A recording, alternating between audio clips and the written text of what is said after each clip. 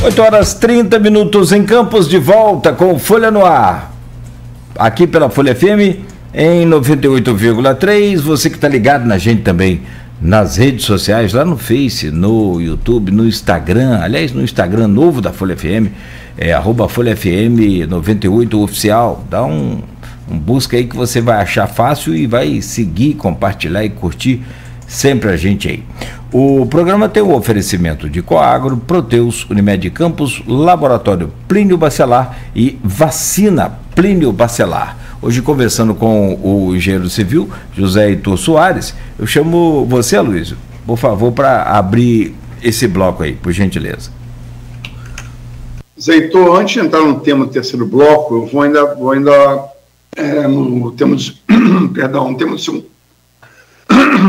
do segundo bloco, perdão.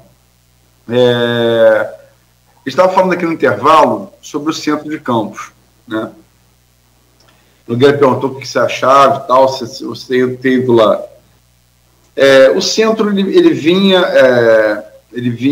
o comércio do centro, ele vinha numa fase de declínio, né? Isso era uma coisa vista, como ocorre em vários centros de cidades brasileiras, né? Com supermercado, farmácia, agora de bairro, né? Isso é um fenômeno que tem acontecido no Brasil e no mundo todo. Mas veio a pandemia, a partir de 2020, e ela meio que acelerou esse processo, né? Acelerou esse processo. O centro hoje, acho que ponto pacífico, o centro hoje, quem ainda como a Folha mantém sua sede no centro, o centro carece de ser revitalizado, né? Como é que você vê a questão do centro de Campos?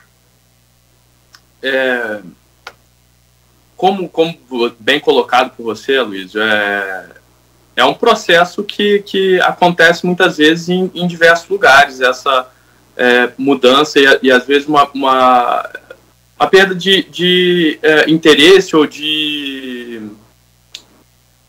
significado do centro da cidade, né, por um espalhamento dos comércios, uma facilitação por outras formas do comércio, né?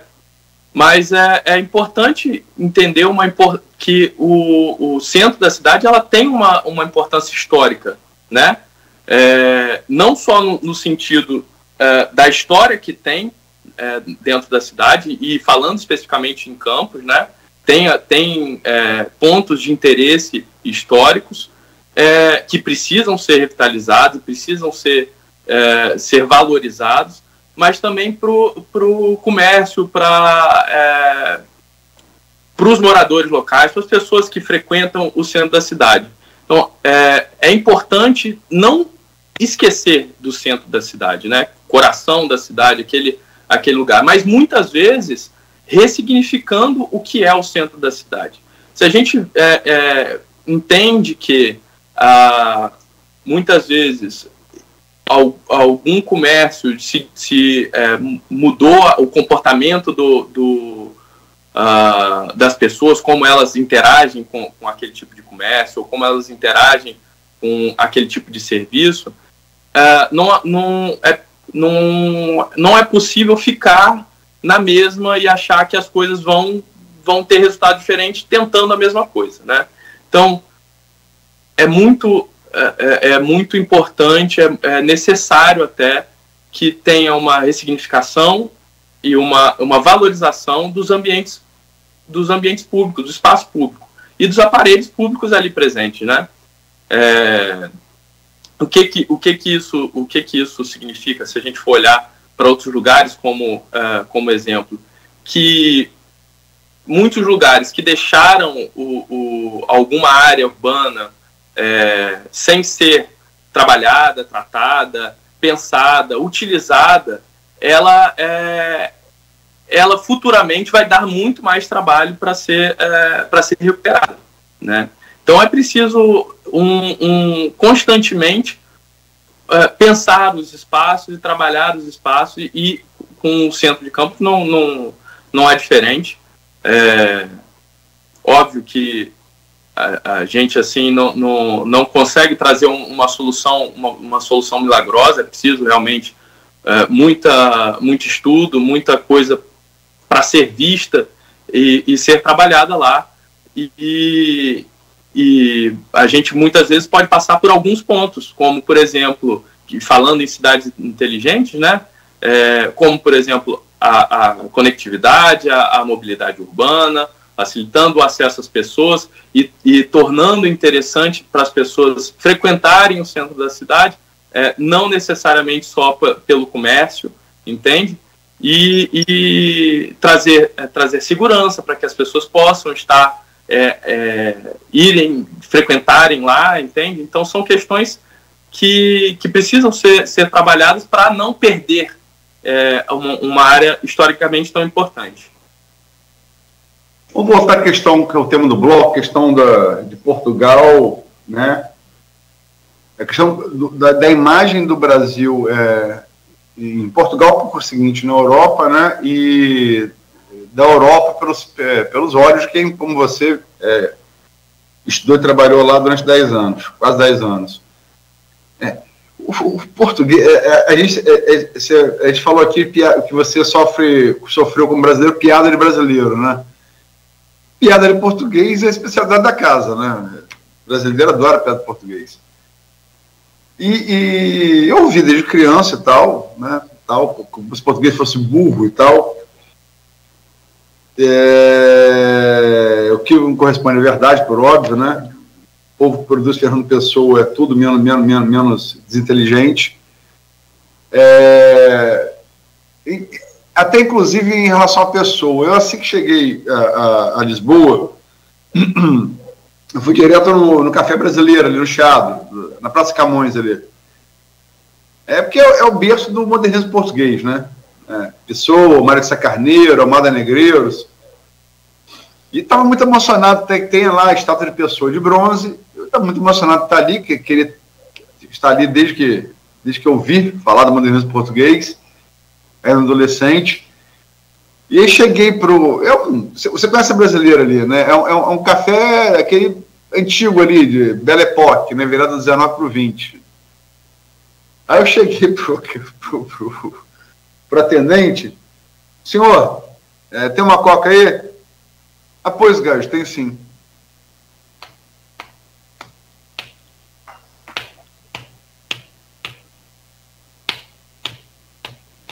Senhor, minha coca. Gajo, perguntou se tinhas, não falou que querias.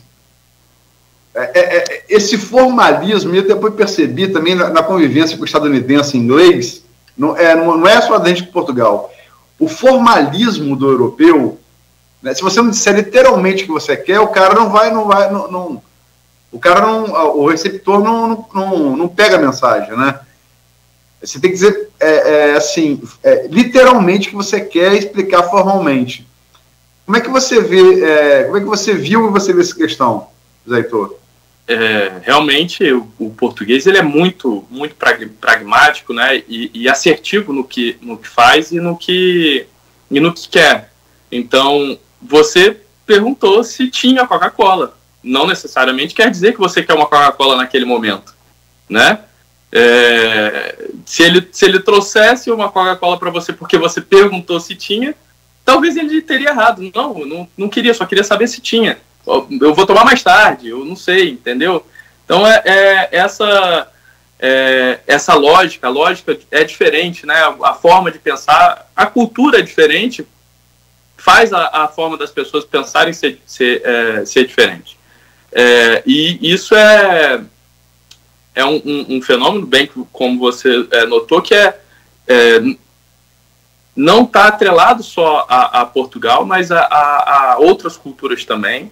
E alguns estudos dizem até que a sua língua materna, a língua que sua primeira língua, ela influencia na forma como você pensa. E isso acontece bastante. É um choque para a gente, né? Porque por falarmos a mesma língua, por termos muitas similaridades culturais, a gente não consegue perceber essa diferença na forma de pensar dos portugueses comparado a gente. E muitas vezes também eu vejo o português, até o humor do português ser um pouco diferente, sabe? Muitas dessas histórias que a gente ouve do português que faz coisas assim que a gente não entende, não acha, não consegue entender por que ele fez, muitas vezes uma forma de humor para ele, ou de ironia que ele usa e que a gente só não entende.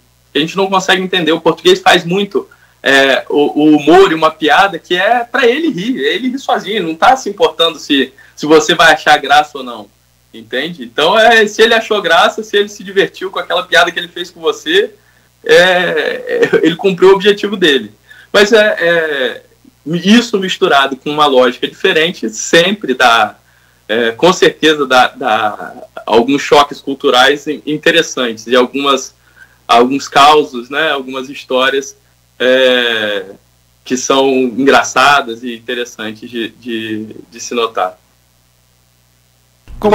Eu sei que o Nogueira fez uma pergunta do William. Também buscou, se formou aqui na UENF, mas buscou mestrado em Portugal. Também é interessante ver que o William, a diferença do país, né? A gente conversa muito, o William me ajuda muito nessa coisa estatística, formado pelo IBGE, né? Então, me ajuda muito nessa coisa de pesquisa eleitoral, e converso com ele e tal, e aí você percebe a diferença até quando você encara uma ciência. Ele é geógrafo de formação, né? No Brasil, a geografia virou quase uma história, ela derivou muito para as humanas, enquanto em Portugal se mantém meio que geografia física, né? Um pouco mais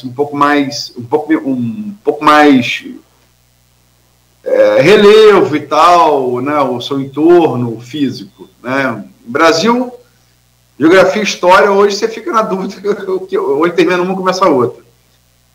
Mas eu estava falando isso, e eu sei que o Nogueira vai fazer a pergunta dele, do William, mas é que Portugal, assim, tem umas coisas, assim, muito, como você falou, tão perto e às vezes tão longe, né? Tem o Chico Buarque fala que uma vez Vinícius foi fazer um discurso logo depois da Revolução dos Cravos, quando acabou o período salazarista, né? Salazar, é bom lembrar, Salazar, a gente fala de nazifascismo, e Salazar era o representante do nazifascismo, e governou Portugal até os anos 70, ali na Revolução dos Cravos, depois das guerras de independência das colônias portuguesas, sobretudo de Angola, né? Portugal, ele meio que renasceu a partir dali. Como é que você vê Portugal hoje? Portugal hoje, realmente, como eu falei no bloco anterior, é uma Portugal bem diferente do que foi a Portugal que você conheceu em 2006, e era Portugal que os meus pais, a minha avó me contava que visitaram antes de eu ir, né? Portugal foi redescoberta para o mundo, e Portugal conseguiu passar e superar uma crise severa que teve ali pelos anos de 2013, 2012, 2013 e em 2014, inclusive. Não é à toa que, por exemplo, no ano que eu fui para lá estudar engenharia civil, o curso de engenharia civil vinha numa baixa histórica de estudantes. O que mais se falava nas notícias lá era que engenheiro civil ia passar fome, que não ia ter emprego para ninguém, que, enfim. E porque realmente você tinha mais casas do que pessoas lá em Portugal, e muitas casas abandonadas, inclusive. Só que foi uma mudança grande nesses últimos anos, tanto economicamente quanto culturalmente. uma redescoberta de Portugal para o mundo, com Portugal sendo o principal, eleito várias vezes seguidas, o melhor destino turístico da Europa, com o Algarve, inclusive que é a região mais ao sul de Portugal, a região de praias, hoje em dia sendo um polo de turismo fortíssimo, em que em alguns lugares, na época de verão português, né, verão europeu, você quase que só fala inglês lá, porque de tantos ingleses e franceses que frequentam o Algarve e que compram casas, são donos de casas lá no Algarve, né? Para além de Lisboa também, que hoje em dia, e já há algum tempo, é uma cidade completamente globalizada, uma cidade completamente multicultural, muito interessante, com muita vida, sabe? Então, essa Portugal que existe hoje em dia, né?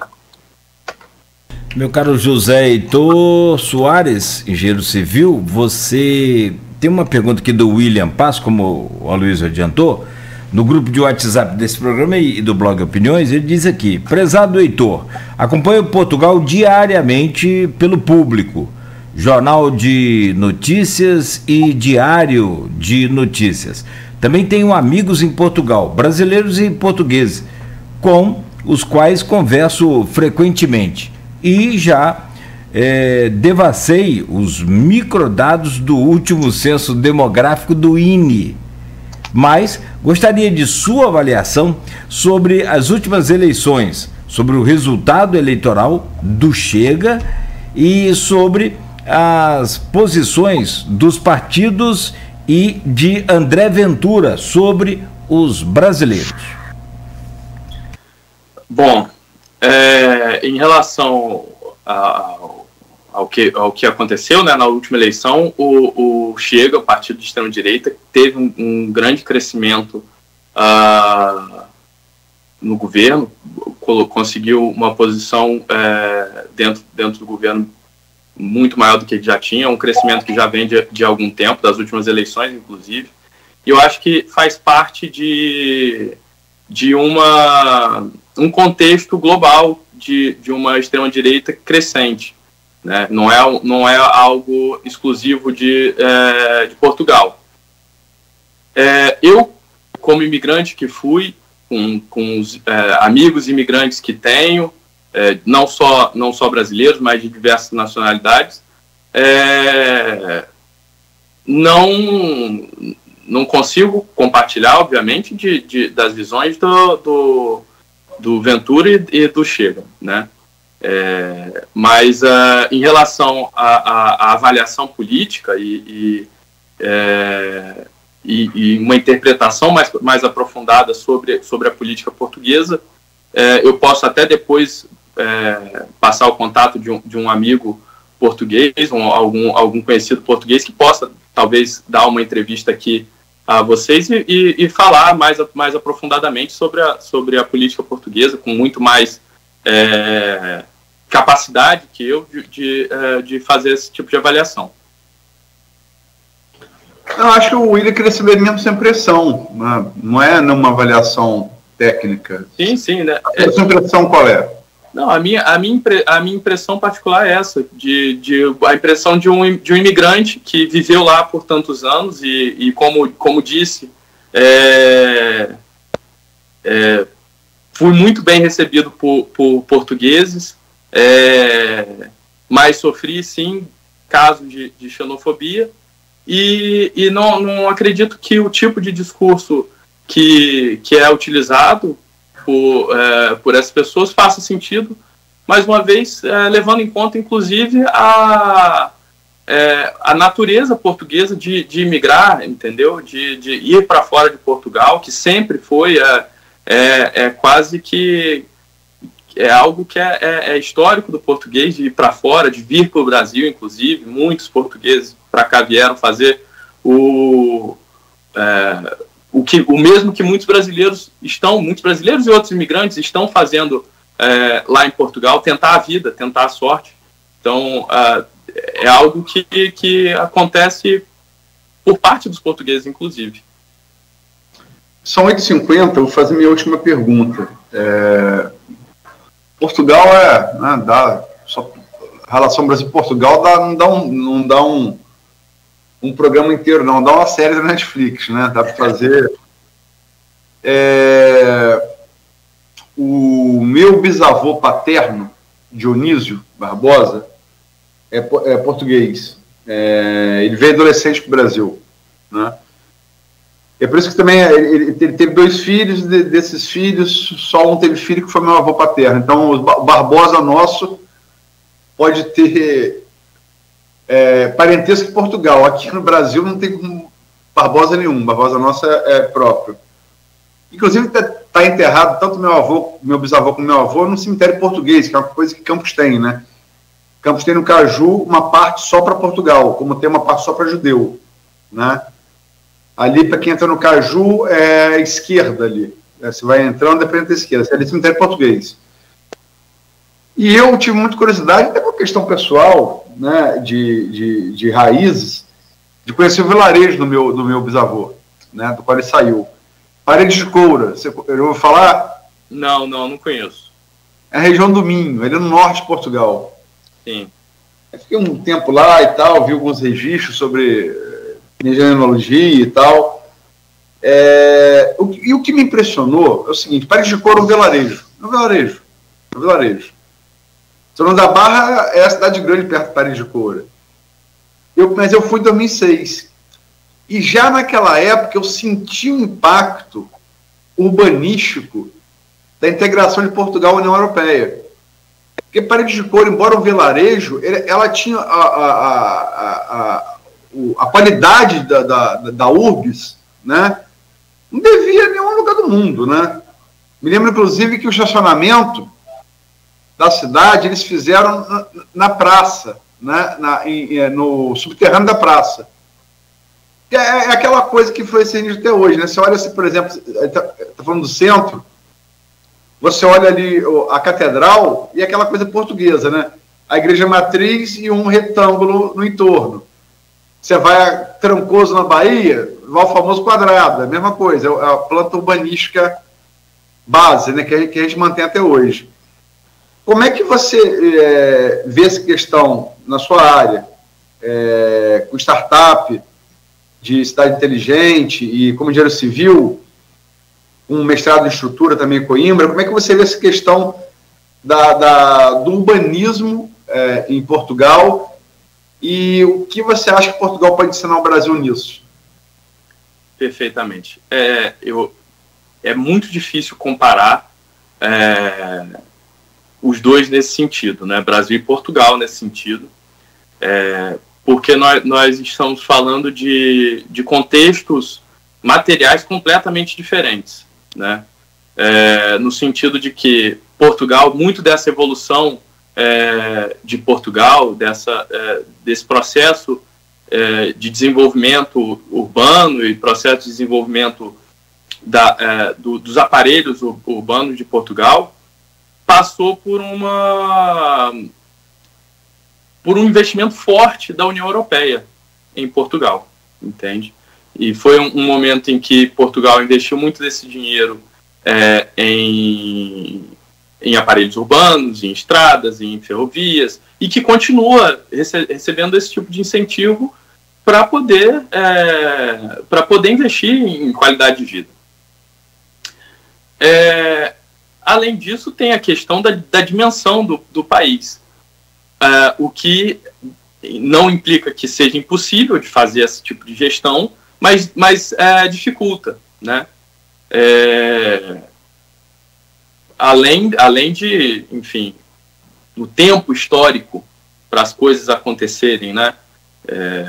A gente pode falar, por exemplo, da Universidade de Coimbra, foi fundada em 1207, 1200 e alguma coisa, não me lembro exatamente a data, mas muito antes do Brasil, dos portugueses chegarem aqui no Brasil, Então, a gente tem um período histórico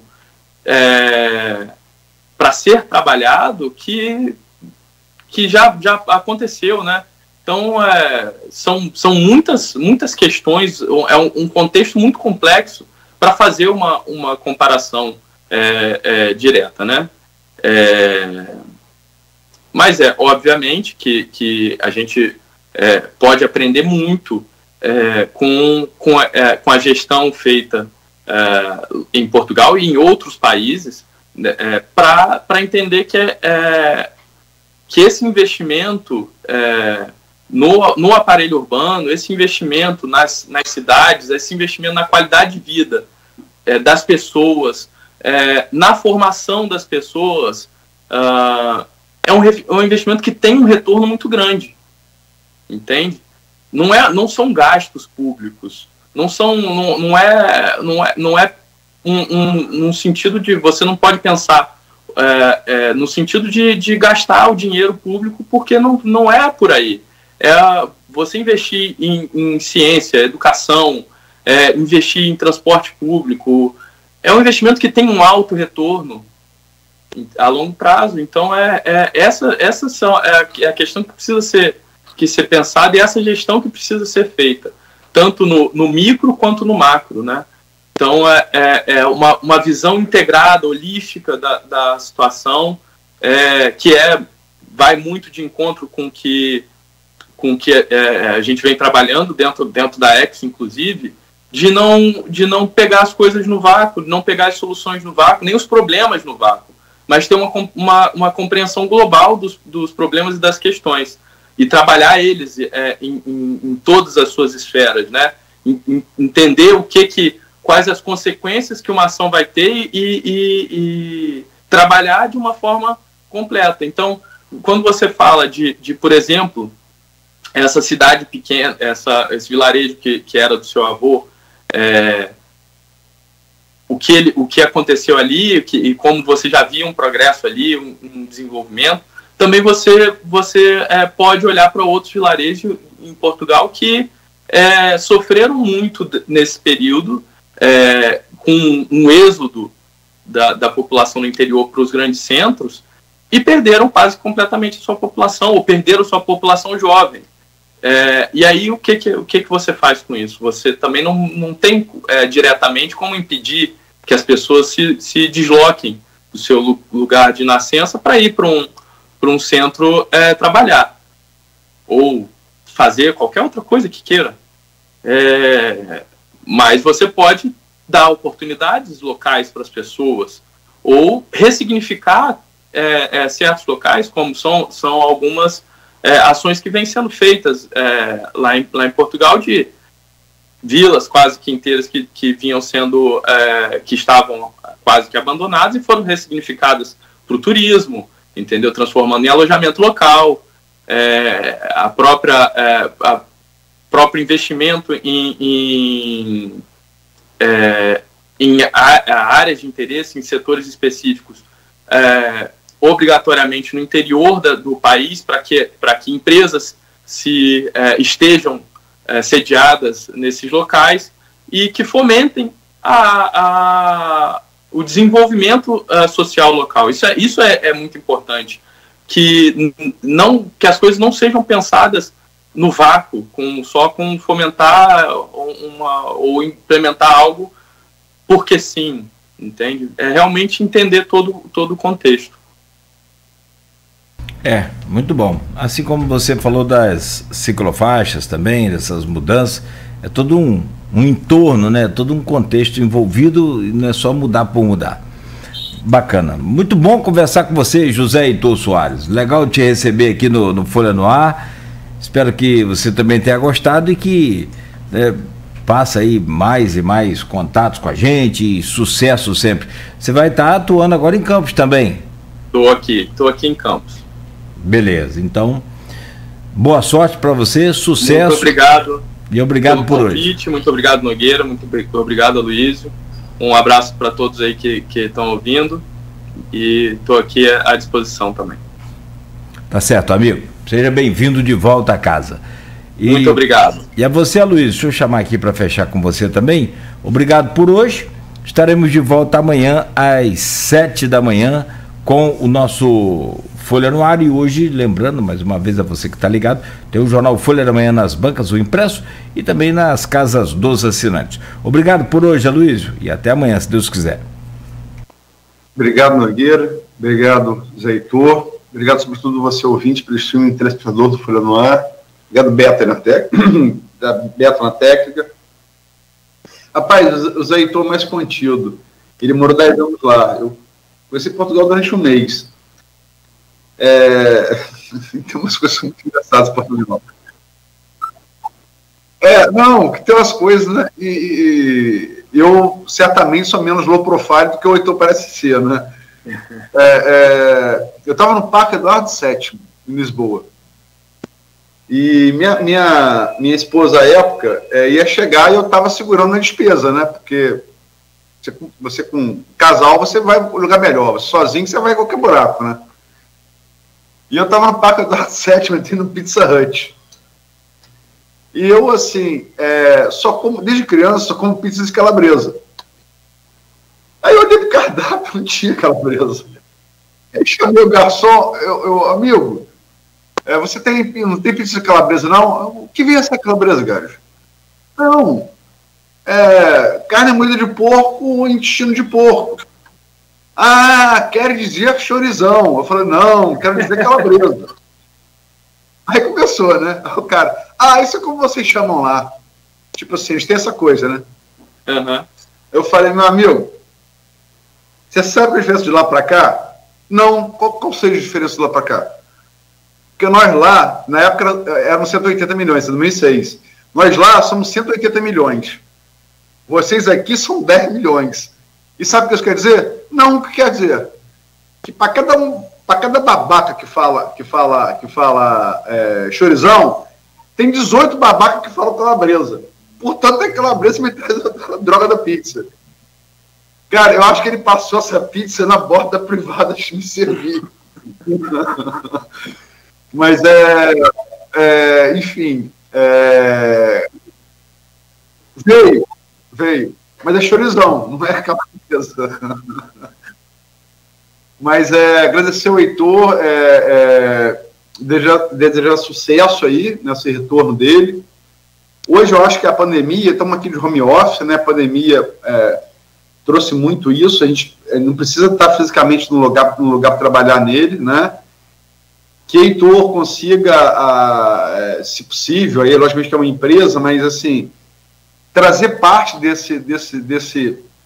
desse conhecimento teórico, empírico que ele acumulou lá e desenvolve aqui para Campos, porque Campos tem vários problemas de urbanismo a serem resolvidos, né? Que ele possa contribuir nisso, se encaixar uma coisa com a outra. E anunciar amanhã o sociólogo e cientista político Jorge Gomes Coutinho, professor da UF Campos, porque a gente trouxe aqui o Gilberto ontem, e houve esse debate do Gilberto com o Jorge, um debate público sobre a questão de verbas federais para Campos. Então, como a gente viu o Gilberto ontem, jornalismo se faz em contraditório, vamos trazer amanhã o Jorge. Obrigado, Heitor. Muito obrigado. Você comeu pizza de chorizão lá, Heitor? Com certeza, mas eu acho que eu pedi de calabresa também. E teve problema. O problema é esse. Tá bom, irmão. Forte abraço aí. Prazer falar com você aqui. Mais uma vez, sucesso. Só quero fechar o programa aqui. São 9h04. Chamar a atenção de todos. O Aloysio também já falou mais cedo. Campos. E o Brasil bate recorde, infelizmente, histórico. Já é o maior número de incidência de casos de dengue no Brasil. Em Campos tem um sem número também gigante aí, está crescendo, de casos de dengue. Gente, essa questão do mosquito, ela depende 99% da gente, sei lá, uma proporção assim bem alta da gente. A gente matar o mosquito na nossa casa, a gente eliminar o mosquito na nossa casa. Então, Se você puder fazer isso, faça isso hoje, amanhã, sábado, domingo. Vamos acabar com esses focos aí de mosquitos. E compete ao poder público, sim, terrenos baldios e tudo. E até mesmo, se puder deixar, libera para entrar na sua casa. Os agentes estão aí, tem sido feito um trabalho assim nesse sentido. Mas 80%, 70%, 80% do foco do mosquito está em nosso quintal, em nossa casa, nossa varanda, num apartamento também tem. Então, ajude aí a combater o mosquito. Tem várias pessoas que a gente conhece com dengue. Eu tenho uma netinhazinha de 6 anos com dengue também. Então, assim, você vê o sofrimento daquela pessoa, é muito ruim, muito grande por causa de um mosquito. Então, acho que compete a gente tomar aí as rédeas dessa guerra aí, dessa luta e combater o mosquito hoje. Isso é muito sério. A capa do jornal Folha da Manhã tem aqui a foto de um pastor que está sendo investigado aí a sua morte e pode ser a primeira morte por conta de dengue em Campos esse ano.